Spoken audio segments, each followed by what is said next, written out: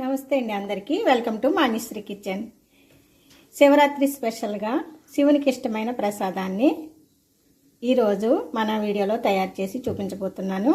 చాలా ప్రాంతాల్లో శివునికి ఇష్టమైన ప్రసాదంగా ఈ ప్రసాదాన్ని నైవేద్యంగా పెడతారండి. ఈ ప్రసాదం ఇప్పుడు ఎలా తయారు చేయాలో చూసేద్దాం రండి.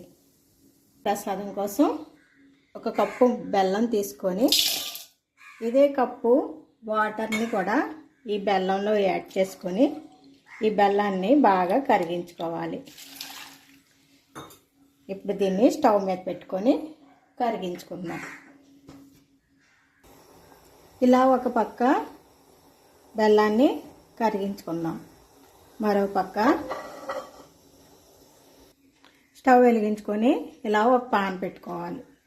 దీంట్లో ఇప్పుడు ఒక స్పూను నెయ్యి వేసుకొని జీడిపప్పుని కిస్మిస్లను ఫ్రై చేసుకోవాలి.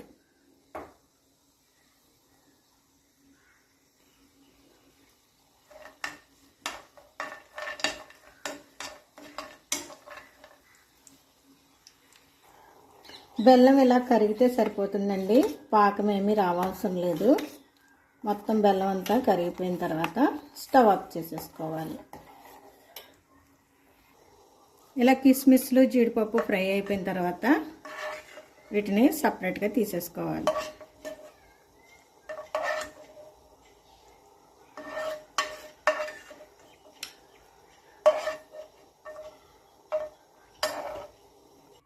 ఇప్పుడు దీంట్లో మనం తీసుకున్న గోధుమ పిండి కప్పు సైజు అదే మెజర్మెంట్స్తో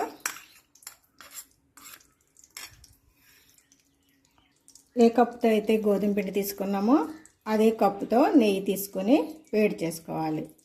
నెయ్యి కాస్త వేడైన తర్వాత ఈ గోధుమ పిండిని కూడా ఇందులో వేసేసుకొని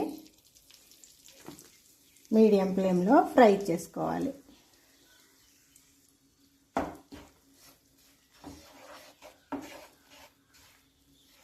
ఇలా బాగా కలుపుకొని ఫ్రై చేసుకోవాలి. దీన్ని ఇలా లో ఫ్లేమ్లోనే ఫ్రై చేసుకోవాలండి. ఇది ఇలా కొంచెం కొంచెంగా కలర్ మారుతూ వస్తూ ఉంది, అలాగే చక్కటి అరోమా వస్తుంది.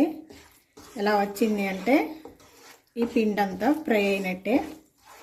ఇప్పుడు మనం కరిగించి పెట్టుకున్న బెల్లం వాటర్ కూడా ఇందులో యాడ్ చేసేసుకోవాలి.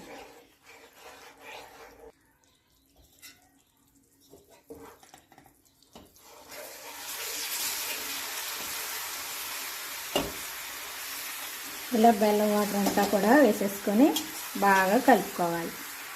బెల్లం వాటర్ వేయగానే చూసారు ఎలా వచ్చేసిందో. ఇప్పుడు దీంట్లోనే మనం పొడి చేసి పెట్టుకున్న 3 యాలక్కాయల పొడి కూడా వేసేసుకోవాలి. దీంట్లోనే ఎండు ద్రాక్ష జీడిపప్పును కూడా వేసేసుకోవాలి. ఇప్పుడు దీన్ని 1 నిమిషం పాటు అలా కలుపుకుంటూ ఉండాలి. దీంట్లో ఇప్పుడు 1 స్పూను నెయ్యిని కూడా యాడ్ చేసుకుందాం. కప్పు బెల్లానికి కప్పు నీళ్ళే వేసాం కదండి, కొంచెం అందుకే ఎరువుగా ఉంది. అందుకని కప్పు బెల్లానికి 2 కప్పులు వాటర్ వేసుకోండి. అప్పుడు కొంచెం ఇది ఫ్రీగా ఉడకడానికి మనకి సాఫ్ట్గా కూడా వస్తుంది.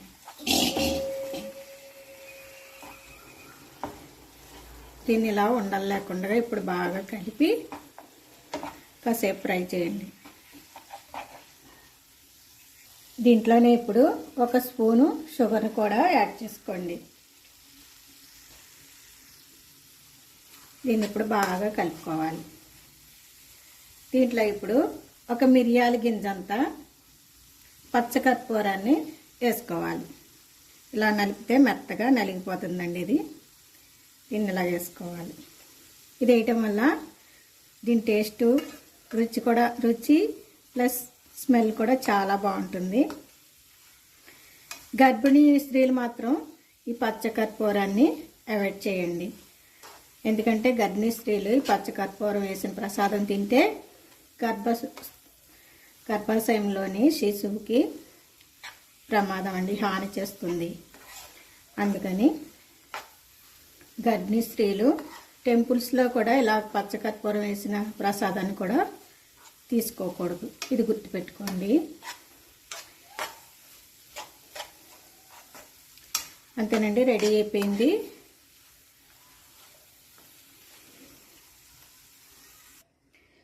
రెడీ అయిపోయిందండి శివరాత్రి స్పెషల్ ప్రసాదం హల్వా. ఇప్పుడు ఒక బౌల్లోకి తీసేసుకొని నైవేద్యం పెట్టేసుకుందాం. ఈ బౌల్కి నెయ్యి రాసానండి చుట్టూరు, మరింత అరోమా కోసం.